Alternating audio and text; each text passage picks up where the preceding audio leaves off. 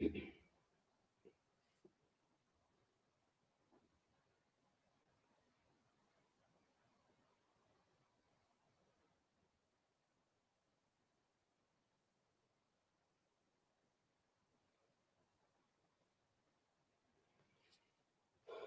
arkadaşlar, herkese hayırlı akşamlar. Bismillahirrahmanirrahim. Bu hafta da gönderdiğimiz metni çözeceğiz. Biliyorum Arapça konulara biraz ara vermiş olduk gibi oldu ama bu yazacağımız metinler ve bu beraberce değerlendirmelerimiz kesinlikle çok faydası olacaktır. Tabii yazı gönderen arkadaşlarım birebir buradaki değerlendirmeleri görmeleri onun için daha kalıcı olacak. Bu net bir konu. Fakat ümit ediyorum ve biliyorum ki sizler de bir taraftan yazıyorsunuz ve buradaki değerlendirmelere göre önünüzde yazdığınız metinler, kırmızı kalemleriniz belki, duruma göre farklı kalemler, onlarla yapmış olduğunuz hatalar varsa düzeltiyorsunuz diye ümit ediyorum. Bu değerlendirmeler dediğim gibi son derece önemli arkadaşlar. Ne kadar buna riayet edebilirsek o kadar kıymetli olur. Çünkü dinleyenden daha çok öğrenen, çalışan, fiili ortaya koyan öğrenme gerçekleştirebiliyor, öğrenebiliyor. Ve en çok da bu işi yaparken hata yapanlar daha çok kalıcı olabiliyor öğrenmeleri. Dolayısıyla hata yapmaktan asla korkmamak gerekiyor. Mutlaka kalemi çalıştırmak gerekiyor. Evet, bugün Nurettin Topçu'dan Türkiye'nin maarif meselesiyle alakalı, davasıyla alakalı yazılarından bir araya getirdiğimiz 3 paragraflık bir çalışma var. İnşallah yazı gönderen 2 arkadaşımız oldu. Onların yazıları üzerinden değerlendirmeleri hep beraber yapacağız. Evet, Türkiye'nin maarif davası. Şimdi burada arkadaşlar bazı kelimeler Arapça kelimeler. Belki duyduk manasını da biliyoruz ama yazılışını görmedik. Biliyorsunuz ki, takdir edersiniz ki dil öğrenme nasıl gerçekleşiyor? Çocuk ilk dünyaya geldikten sonra, kendisine bir parça fark ettikten sonra sizin herhangi bir eşyaya karşı, bir olaya karşı, bir nesneye karşı ona nasıl sesleniyorsanız o sesle neyi? O nesneyi veya şahsı veya olayı, hadiseyi birleştirerek onu zihnine alıyor. Ve dolayısıyla bu şekilde hem eşyanın ismini hem olayları, fiilleri bir şekilde yerli yerine, hatta bazen siz o sürecin içerisinde yani nasıl mantıklı kullanıyor bunları, nasıl olup da bu tarzı olabiliyor diye şaşırdığınız şeyler mutlaka oluyor. Şunun için söylüyorum bunu. Burada da e, biz yazıyı, yani o kafamızdaki konuştuğumuz, bildiğimiz, efendime söyleyeyim manasını belki bildiğimiz kelimeleri resim olarak belki çoğu yerde görmemiş olabiliriz. Dolayısıyla bunların bir şekilde resim olarak görünmesi ve bir de arkadaki bilgiyle bunların birleşerek hafızamıza, görsel hafızamıza yerleşmesi gerekiyor. Çünkü o arkadaki bilgi az veya çok önemli. Yani kaidesine göre veya geçen kelimenin altyapısına göre o arkadaki bilgi önemli. Bunların o senkronizasyonunu, entegrasyonunu, o birlikteliğini bulabilmek önemli. Onun için bu metinleri çözmemiz bu açıdan son derece kıymetli.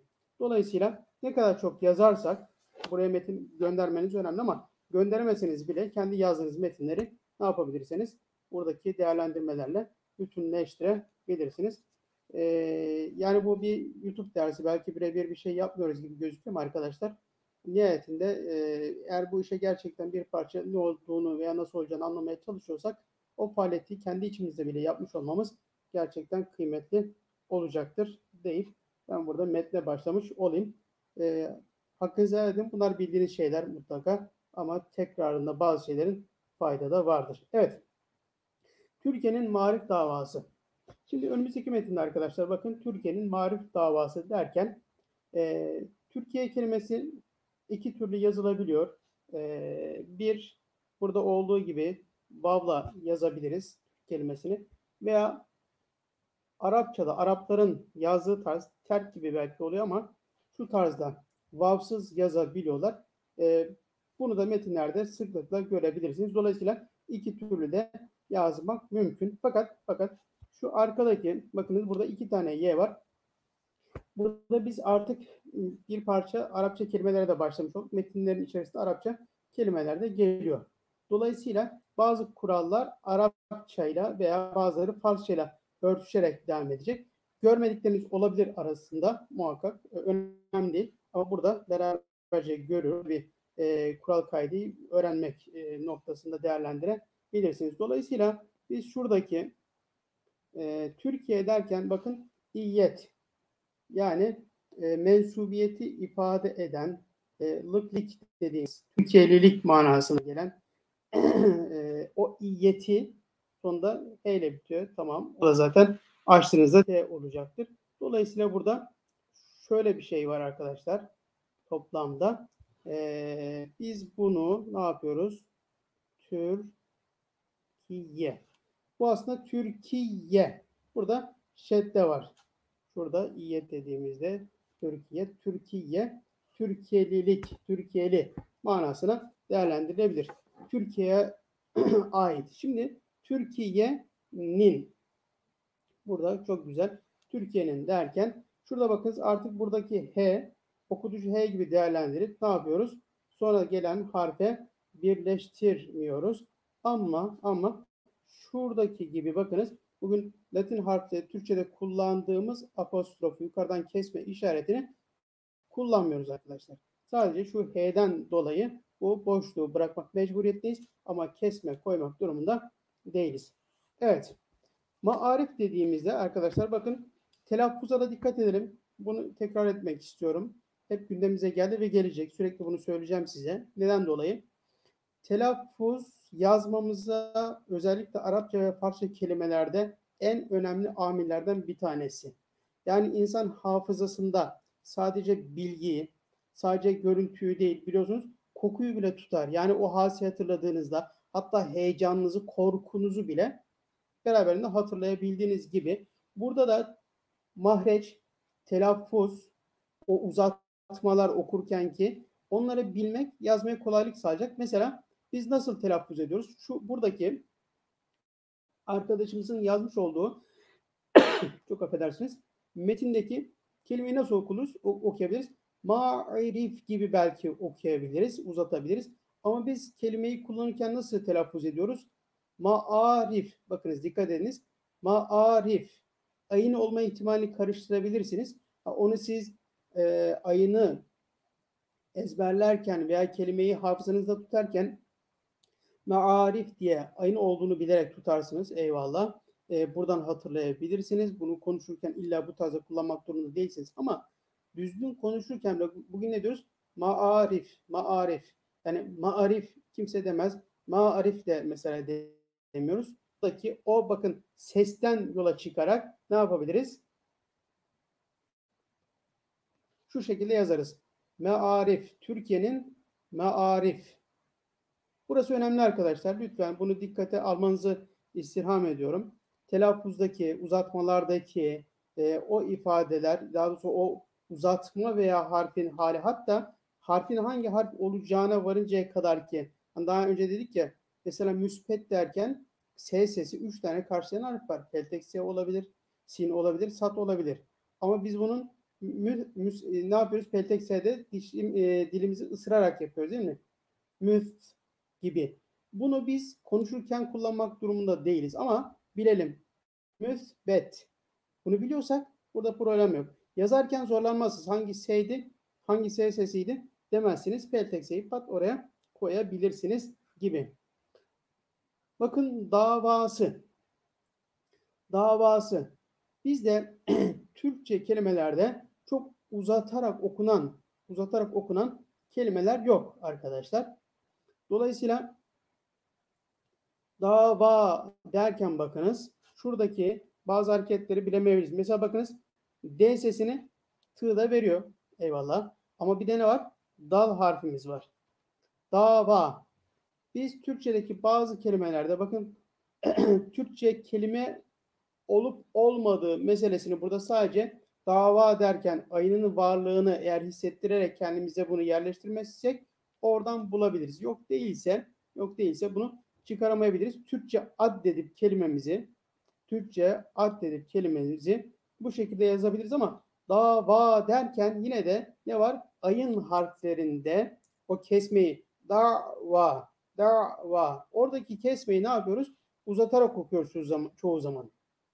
Yani dava demiyoruz da dava mesela gibi kullanılabiliyor. Dolayısıyla burada arkadaşlar uzatmayayım. Kelimenin aslında şöyle, şunu da kalsın burada. Bakınız. Dava. Kelime şuraya kadar. Sonra sığ zaten ek. Dolayısıyla ne oldu? Türkiye'nin mearif davası. Davası. Evet. Burası zannediyorum. Hani anlaşılabilir kısmı şurası buranın. Dava kelimesinin resmi, görüntüsü, eşyası bu. Dal, ayın, vav ve elif. Ve sinniyeyi de ne yapıyoruz? Zaten Türkçe bir ek olarak koymuş oluyoruz. Evet. Nurettin Topçu. Şimdi buradan mesela din kelimesi var, nur kelimesi var gibi bunların aslında Arapça kökenli kelimeler olduğunu ve burada bir de Arapçada tamlama olduğunu, bunda işte tamlamada ikinci kelimeden önce elif lamın bulunduğunu aslında bilmediğimiz şeyler değil. Hemen herkes Fatiha suresini biliyor. Elhamdü derken oradaki elif lamı sürekli biliyor ama bunun takılarda nasıl geldiğini, tamlamalarda nasıl olacağını belki çok fark edememiş olabiliriz. Burada bilhassa şöyle bir şey arkadaşlar. Nurettin derken iki kelime var burada. Bir, nur kelimesi, nur. Sonra da din kelimesi ama tamlama olacak. Başında elif lam olacak. Nureddin. Bakınız. Nureddin. Nur eddin. Lamla beraber baktığımızda şemsi kamera harfleri buradaki lam okunuyor okumuyor meseleleri kafanızı kurcalamasın. Ve dolayısıyla Nurettin dediğimizde bunu siz başka Hayrettin deyin mesela. Hayır yazarsınız. Hayrettin bakın. Efendim söyleyeyim. Necmettin diye yazabilirsiniz. Daha farklı şeyler yazabilirsiniz. Evet. Şimdi Nurettin Topçu. Bakınız burada birleşmeler güzel. Neyimiz var bizim burada? Topçu derken tı eyvallah. P yazmışız. Tamam. Biz c, ci, cu, cü, çı, çi, çu, çü hepsi neyle arkadaşlar? Ekimiz neydi bizim? Cim ve Y harfleri. Ve eklerde bakınız güzel bir kayda bunun. Şurayı görüyorsunuz değil mi? Eklerde arkadaşlar, eklerde U, Ü kelimeleri neyle yazıyor? Y harfiyle. Bu bizim kuralımızdı. Bunu hatırlayalım. Aklımızın köşesinde mutlaka dursun. Eklerdeki ve kelime sonlarına ek olarak gelinen U, Ü sesleri neyle? Y harfi ile gösteriliyordu. Mesela tuzlu dediğimizde lam Y ile. İşte topcu dediğimizde cim Y ile. Oldu mu derken daldan sonraki U sesi de Y ile. Mimden sonraki soru eki olan mu, mi. Bak bunların hepsi neyle? Mim ve Y ile yazılıyor idi. Bu da aklımızda olsun. Evet. Marif artık böyle olduğu için ne yapıyoruz? Mearifin. Bakın arkadaşlar ne demiştik? Şu nazal nun kullanım 4 tane yeri vardı. 4. Bir, ikinci tekil şahısların mülkiyet ve fiil eklerinde. Senin baban, sen koştun gibi. 2. İkinci çoğul şahısların mülkiyet ve fiil eklerinde. Sizin arabanız, siz geldiniz derken bakın nizdeki o nazamnen. 3. Tamlamalarda kapının kolu, marifin olmaması, işte şunun şusu, bunun busu derken buralardaki bütün o tamlamalardaki ın, inlerdeki n sesleri de nazal nun ile ne yapıyordu? Yazılıyor idi. Bir de nerede vardı? Bazı Türkçe kelimelerde deniz gibi, beniz gibi, bin gibi, en gibi kelimelerde ve farklı başka kelimeler biliyorsunuz. Nazal nunla yazıyordu. 4 kullanım alanı var. İşte bunların bir tanesi bu. Bakın şunun yani mearifin dediğimizde ne yapıyoruz? Nazal nunla yazıyoruz. Burada arkadaşlar yine Arapça olduğu için bir Y var burada. Mearifin doğru açık hece ama kelimenin kökü aslı nedir? Mearif yani orada Y yoktur. Dolayısıyla Y kelimenin bitmiş hali üzerine bu mearif kelimesi değil de başka bir kendisinden sonraki harfi birleşmeyen harfle biten bir kelime olsa idi ve ek almaya devam edip de açık hecede olsa idi doğru. Burada koyacaktık. Muhtemelen ileride bunun örnekleri arkadaşlar gelecektir.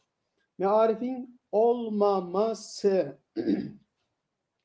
Birincisi nedir? Olumsuzluk. Evet. İkincisi ması mesi. Dolayısıyla şu şekilde ne yapıyoruz? Yazıyoruz. Olmaması derken evet. Milletin burada yine millet fiilet kalıbı gibi. Gerçi oradaki mastar buradaki isim. Ne yapıyoruz? Burada y yok. Yani bunun aslı arkadaşlar nedir? Milletin. Şurada bizim bir tane şeddemiz var. İsterseniz bunu şeddeli değil de açık yazabilirsiniz. Hemen yazalım. Evet. Milletinde yazabilirsiniz. Şurada mimimiz var. Ama orada ne var? Şedde. Arapça kelimelerde tekrar ediyorsa harf ne yapıyoruz? Orada iki harf yerine şedde kullanıyoruz. Ama bu mesela mileli saire dediğimizde tamlama olduğunda açığa çıkabilir. Diğer milletler dediğimizde ne yapıyoruz? Mileli saire diye burada şeddeli değil de açık ne yapıyoruz? Kullanmış oluyoruz. Evet, milletin ruhunun çok güzel. Ruhunun ve bakın dikkat edin ruh kelimenin kökü değil mi? Ama ne yaptı burada? Ruhu açık hece olmasına rağmen ek almaya devam etti. Y kullanmadı. Neden? Çünkü bu kendisinden sonraki harfi birleşmeyen bir harf değil. Olmaması yine aynı şekilde ruhunun olmaması demektir. Çok güzel. Bakınız ilk hecelerinde nedir? E sesi Y ile gösterilen bazı kelimeler vardı. Bunlardan bir tanesi neydi arkadaşlar? Demek kelimesi, etmek gibi, efendime söyleyeyim, vermek gibi bazı kelimeler var idi. Burada böylelikle bilinmiş oldu. Demektir. Bakınız burada tir de olsa dal re ek böyle klişeleştiği için, böyle yerleştiği için ve böyle olması gereğinden dolayı bu şekilde kullanılmış. Evet. Ve Arif yine aynı şekilde artık burasını öğrenmiş olup bu böyle kalacak. Özellikle bunu yazan arkadaşımız için bu çok kalıcı bir metin olmuş olacak inşallah. Özellikle marif kelimesi burada oturacak. Hangi yönde? Bakın hangi derken artık biz hangi kelimesinin bir süreci var. Kangı'dan başlamış, hangi olmuş derken hangi olmuş ve en son kullanılan şekli arkadaşlar şudur. Güzel H ve elif ve şu şekilde hangi yazıyoruz. H ile değil de güzel H ile. Bir de H harfi nerede kullanılıyordu? Türkçe asıl kelimelerde kullanılmayan 6 harften bir tanesi idi. Ayın gibi, peltek S gibi, dat gibi, zel gibi, z gibi efendime söyleyeyim H kelimesi de harfi de özür ne yapıyor? Türkçe asıl kelimelerde kullanılmıyor idi. Bu da böyle. Yönge derken yön kelimesi arkadaşlar yine Türkçe asıl kelimelerden bir tanesi olmak hasebiyle şuradaki nunu ne yapıyoruz? Şöyle yönde. Evet. Bakınız nazal nunla yazmış olduk yön kelimesi. Evet. İlerlerse. Şimdi bakınız güzel bir örnek olacak bizim için burası. Kelimenin köküne ilerlemek. İlerlemek. Ve şurada bakınız kelimenin kök olmak hasebiyle şurada açık hece olsa bile kullanmıyoruz. burada kapalı hece olduğu için hiç kullanmıyoruz. Dolayısıyla nasıl yapacağız? İlerlemek geniş zamanla devam ediyor. Direkt şart geliyor bakın burada. Fakat H okutucusu sona geldiğinde naif bir artır, nazik ince bir artır ve düşer. E sesiyle olduğunda H sesi, E sesini veren H sesi ne yapacak? Şurada sonu ilerlerse diye bitebilir. Ama şu içeride bakın iler derken ileri. Mesela ileri yazsaydık da orada H gelmezdi. Açık hece olsa bile. Neden? Çünkü kelimenin kökü ilerlemek. Yani bunu konuşmalıyız arkadaşlar. Daha sonra seslendirmeliyiz. İlerlemek. Meki at. Sonra ne yapıyoruz? Oradakini yaz ve eklerini almaya devam etsin. İlerlerse milletin arkadaşlar hemen şuraya yönlendiriyoruz. Milletin şöyle yapalım da şey olmasın. Şöyle evet. Milletin derken bu şekilde. Ama biz bunu tabii şöyle yazalım. Yine millet derken bakın millet tek lam ve burada şeddesi var. Dolayısıyla biz şunu bu şekilde yazarsak daha doğru olmuş olur. Evet. Milletin ruhu da evet. Ne yapıyor? Hangi yönde ilerlerse milletin ruhu da o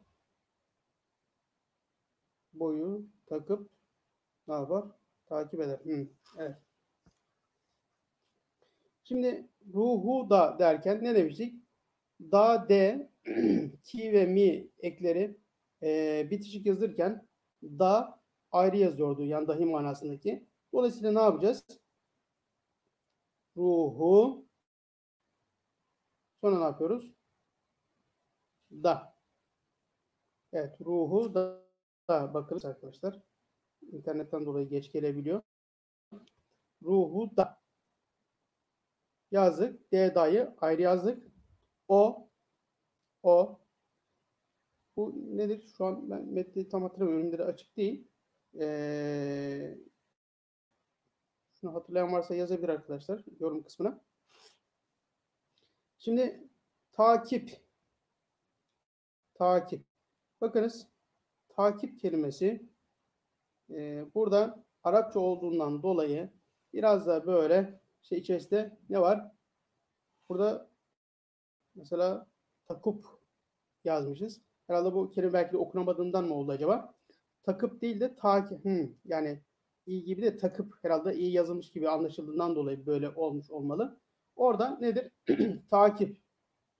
Bugün biz Latin harfle tabii nasıl yapıyoruz? İşte takip yazılıyor. Efendim şimdi aslında orada ne var? Transkribiyle bir parça ilişkilendirilmiş olsa ne yaparsınız? Takip diye yazılabilir. Şu işaret arkadaşlar A'dan sonraki ayın işaretini ifade eder. Ama soldan sağa doğru olan diğeri hemze karşılığıdır transkripte. Dolayısıyla takıp deyince mesela burada takıp gibi okunduğundan dolayı böyle yazılmış. Evet. Onun için şu yönüymüş arkadaşlar. O yönü. Ruhu da o yönü. Yani bu sadece ne olmuş? N harfi aşağı gelmiş ama yön kelimesini ne yapmıştık biz? Nazal nunla olduğunu söylemiştik. Dolayısıyla ne olacak? Şuraya taşıyalım onu. O yönü. Evet. O yönü takip. Takip olunca nasıl olacak? Bakınız.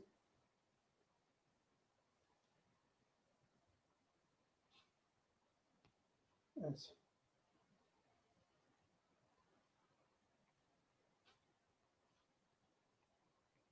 Bakınız arkadaşlar. Takip oldu. Akıbet, akabe.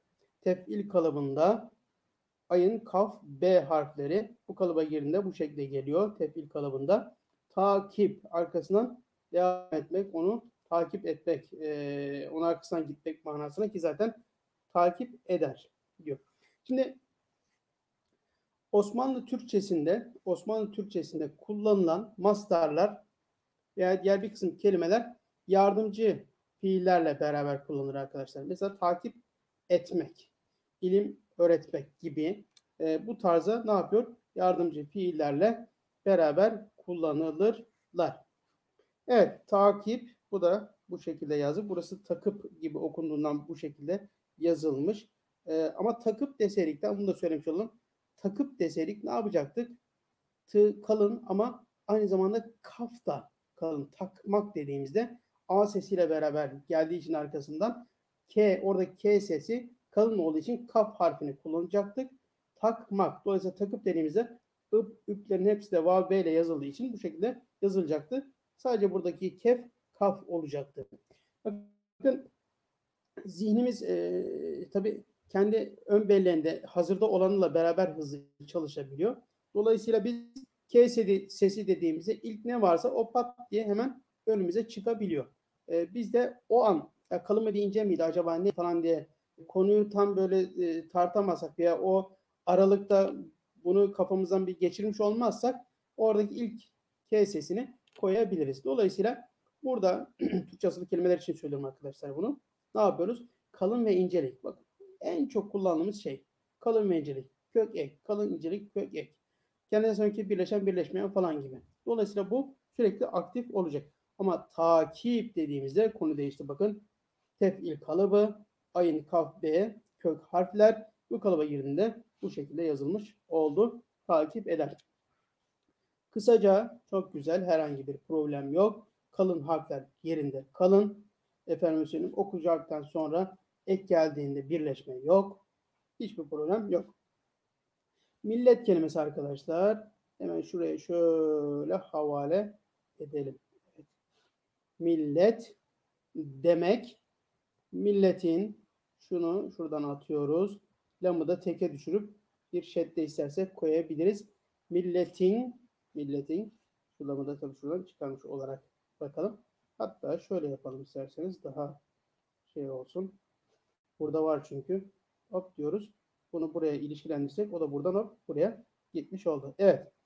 Milletin maarifi, aslında güzel, hiçbir sıkıntı yok. Ne yapıyoruz? Şuradaki elifi yer değiştireceğiz arkadaşlar. Nasıl yapıyorduk? Maarifi. Bakınız yine ne olduğu için ifade etmekte fayda var. Mearifi derken rifi değil mi? Açık hece ama y kullanmıyoruz. Neden? Çünkü kelimenin kökü, şimdi gelecek arkadaşlar, ekranın en yanında. Kelimenin kökü mearif, az önce söylediğimiz gibi. Buradaki mearifi derken şurayı kastediyorum arkadaşlar. Şimdi geldi ekrana. Evet. Mearifi derken bakın rifi demiyoruz. Çünkü kelimenin kökü mearif. Orada y yok. Ek sonrasında geldi, devam etti. Onun için buraya bir y koymuyoruz. Çünkü Türkçe bir kelime değil. Mearifi demektir. Evet, burada da problemimiz yok. Mektep. Çok güzel. Mektep doğru ama P yok arkadaşlar. Bu B. Tek nokta olacak. Mektebe. Kitabet, ketebe, mektep. Katip, kütap, kütüphane gibi gibi. B ile hepsi. Kökü yazmak. Mektep de ne demek? İsmi mekandır. Yazılan yer. Bugün okul dediğimiz yerin adı, yani mektebin karşılığı Arapça kelime itibariyle yazılan yerdir. Yani eğitimde asıl olan yazmaktır. Yazarak bunu çoğaltmaktır, ortaya koymaktır, zihinde tutmaktır vesaire vesaire. İçine. Bakınız içine. Şimdi kelimenin kökü iç. Ek almaya devam etti. Bir tane kaynaştırma nunu geldi. N sesi için içine derken şuradaki Y harfi arkadaşlar fazla. Bakınız nedir? Hep yine aynı yere geldi. Kendisinden sonraki harfe birleşmeyen harf ise ek almaya devam ederse ve o kendisinden sonraki harfe birleşmeyen harf, kelimenin kökü sonunda olan o harf, o ek almaya devam etme, içinde bulunduğu hece açık hece olursa Y gelir. Ama diğerlerinde gelmez. Diğerlerinde ne yapmaz? Gelmez. İç, N kaynaştırma o kadar. Orada bir Y olmayacak. Evet. İçine daldığımız, güzel, herhangi bir problemimiz yok. Evet, bakın. Aslında yine bildiğimiz bir kelime. Bunu nasıl okuyoruz biz? Height'dan. Bunu okumak isterseniz height'dan diye okuyabilirsiniz. Height diye Arapça bir kelime vardır diye belki okursunuz. Çünkü nedir? Ha sadece Arapça kelimelere mahsus, daha doğrusu Türkçe asıllı kelimelerde kullanılmıyor. Buradan bahisle buralara atfedebilirsiniz veya Farsçadan gelmiş diyebilirsiniz. Ama hayat dediğimize bakın. Hayat demiyoruz. Hayat. Ne diyoruz? Hayat. Hayat. Ne yapacağız? Elif'in yerini değiştireceğiz. Bakın ne kadar aslında. Sadece yeri değişti değil mi? Hayattan. Hayat değil, hayat. Evet. Biri bizi ya da bu noktalar muhtemelen hayattan bizi kurtarıp. Bakınız her şey çok güzel. Ama kelimenin kökü ne? Kurtarmak. Yani T'den sonra ne sesi var? A sesi var. H'nin A sesi verdiği yerler neresiydi arkadaşlar? Kelimenin sonlarında. İsimlerde kalınlık inceliğe göre bazen ne yapacaktı? Kalın olduğunda A sesini H sesi verebiliyor idi. Verirdi. Mesela kasa gibi. Değil mi? Şöyle bir kasa yazalım. Bakınız şöyle yapalım da kafa karışmasın. Heh. Kasa derken mesela şurada H A sesini verebilir idi. Ama kurtarmak derken kelime içerisinde kökünde A sesini ne yapacaktı? Şurada bir elif olacak arkadaşlar. Kurtarıp. Evet. Ve bakınız şuradaki güzel hareket de hemen kapılmış. Vav'la B'yi şu şekilde birleştirebiliyor idik. Çok güzel. Tebrik ediyoruz. Kurtarıp kendimize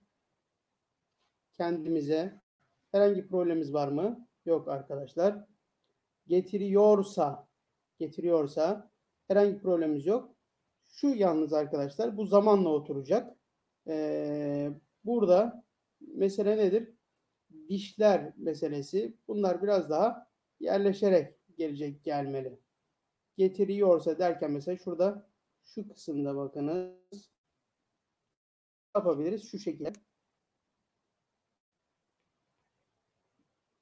Getir. Dişleri daha net olarak var ama şurada şöyle bir bombeyle beraber bir de diş var gibi hani gözüküyor olması biraz tırmalıyor gözü. Belki biraz daha dikkat etmiş olacak. Oturacak. Bir problem yok. Ama daha net oturması açısından söylüyorum. Şurasını. Evet. Getiriyorsa güzel. Düşünce bakınız herhangi bir problem yok. Çok güzel. Gücümüzü bakın aynı şekilde yine aynı. Bak standarda binen bazı hatalar. Bunlarla çok karşılaşacağız. Şurada y olmayacak. Olmayacak. Öyle bir şey. Olmayacak. Evet. Gücümüzü. Güç kelimenin kökü mız ek. Ne oldu? Arada y yok. Burası niye? Kendisinden sonraki harfi birleşmeyen bir harf değil bu. Bu sadece o harfler için geçerli. O 7 tane harf için bu geçerli. Diğerlerinde böyle bir şey yok. Dolayısıyla açık hece bile olsa kelimenin kökü bitti. Sonra ne geliyor? Ek geldi. Orada işte bir y'ye ihtiyacımız var gibi gelebilir. Hayır. Onu koymuyoruz. Herhangi bir şey koymuyoruz oraya. Ekin kendisinde ekstra bir şey yoksa. Evet. Kullanmaya güzel. Herhangi bir problem var mı? Yok. Kullanmaya. Evet. Şu biraz gayına benzemiş gibi olmuş artık. Mesela şuradaki nun ve mim. Buralara çok girmeyeceğim ama yeri geldiğinde şöyle kullanmaya ben de beceremedim. Evet. Kullanma. Yani burada bakın şununla şöyle yaptığımızda sanki burada gayın ve H varmış gibi gözüküyor. Biraz daha mimi belli etmek derdimiz. Kullanmaya zorluyorsa. Şimdi burada arkadaşlar şuna kıymetli ne açıdan? Kelimenin, fiilin daha doğrusu kökü zorlamak. Zorlamak. Ne yapıyoruz? Zorluyorsa. Zorluyorsa aslında şöyle zorluyorsa ama bu şekilde de yazabilir misiniz? Yazabilirsiniz. Ama aslen olması gereken ne? Şu. Zorlamak. Çünkü kelimenin kökü. Fiilin kökü zorlamak. Mak attık zorla kaldı. O da elifle yazıldığı için elifi koruyabiliriz. biliriz, korumalıyız. Evet. V büyük. Evet. Biraz 9 gibi olsun. Ve büyük bir yolculuğun. Bakınız. Evet. Hemen şöyle bir kritik yapalım. Yolculuğun diyoruz arkadaşlar. Şöyle alacağım. Yol, yolcu, luk ve ın. Şimdi konu biraz daha belki kendisini göstererek birleştirelim bunları. Yol,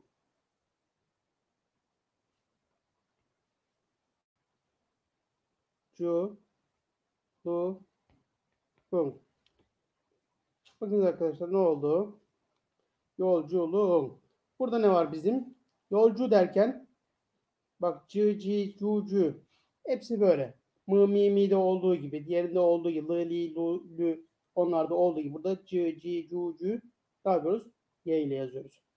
Look derken burada yumuşama olduğu için gayına döndü. Burada da eyvallah aynısı yapılmış. Çok güzel. Ama ne var? Bakın.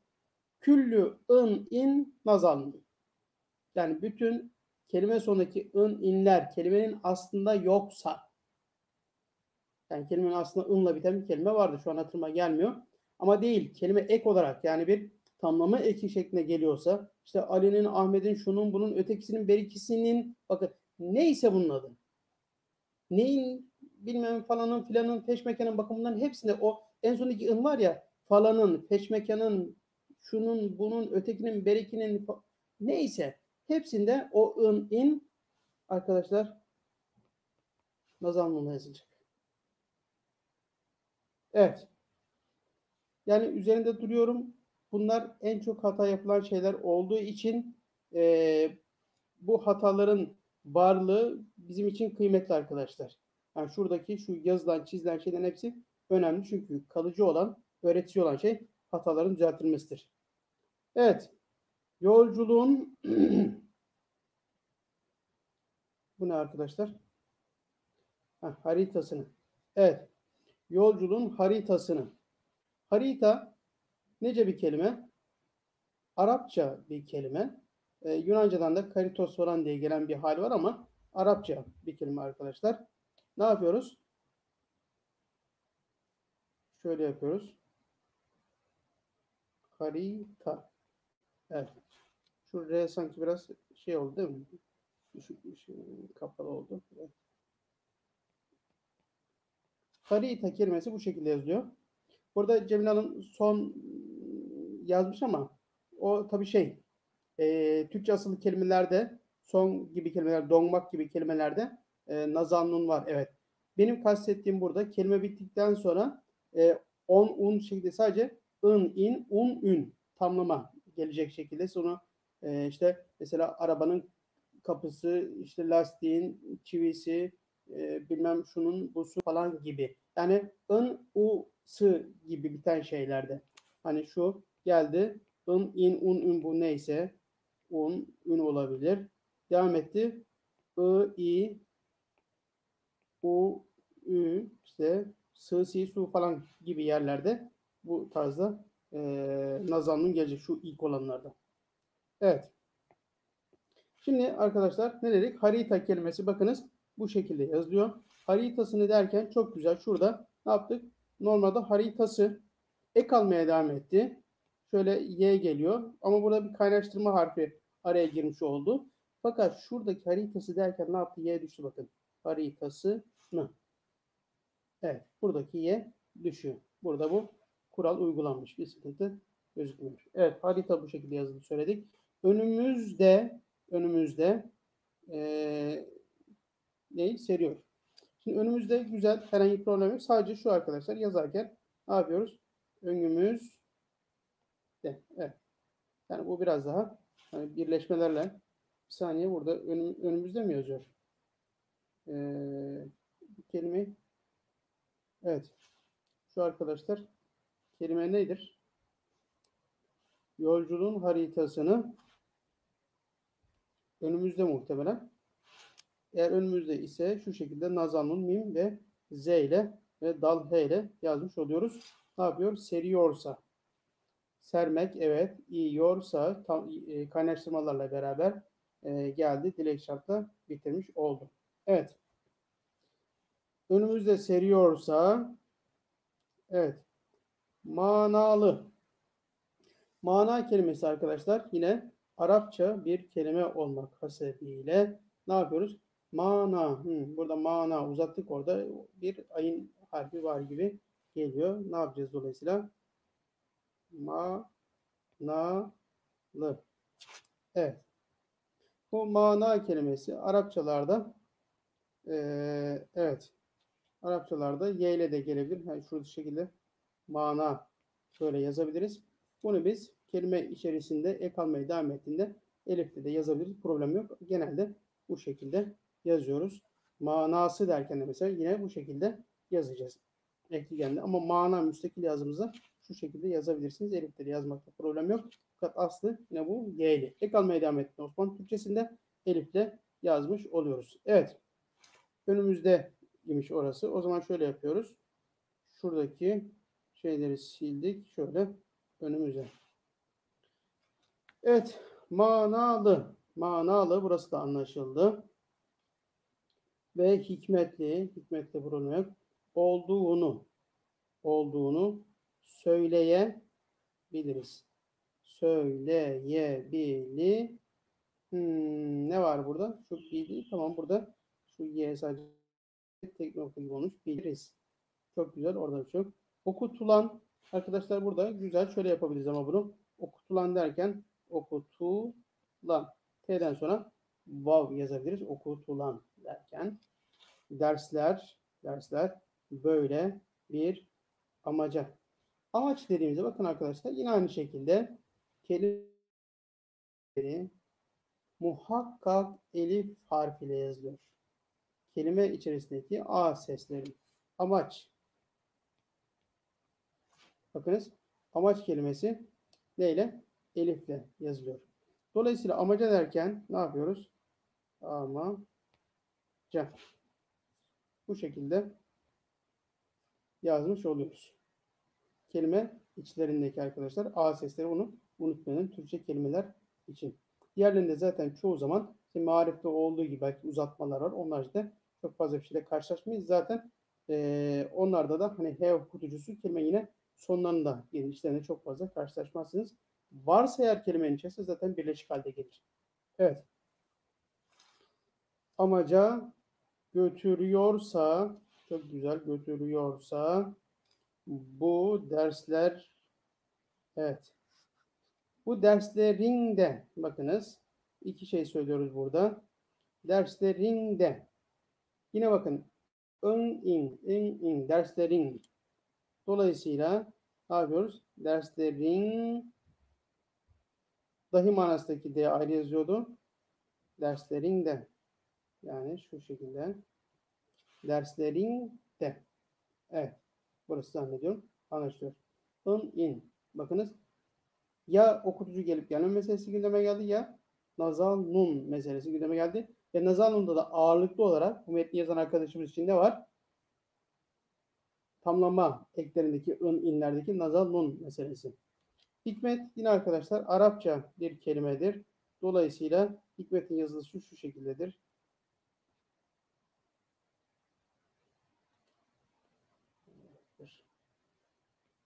Evet.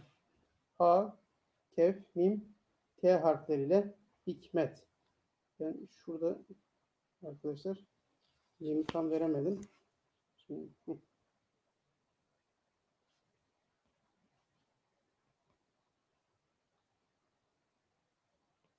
evet. Hikmet şeklinde ne yapılır? Bu şekilde yazıyor. Hakef ve mimle. Mesela hakim gibi kelimelerde, hakim gibi kelimelerde buradan gelir arkadaşlar. Mahkemede bu kökteki harflerden gelir. Hikmet içerdiğini, çok güzel. Sadece şurada şunu bahsediyoruz.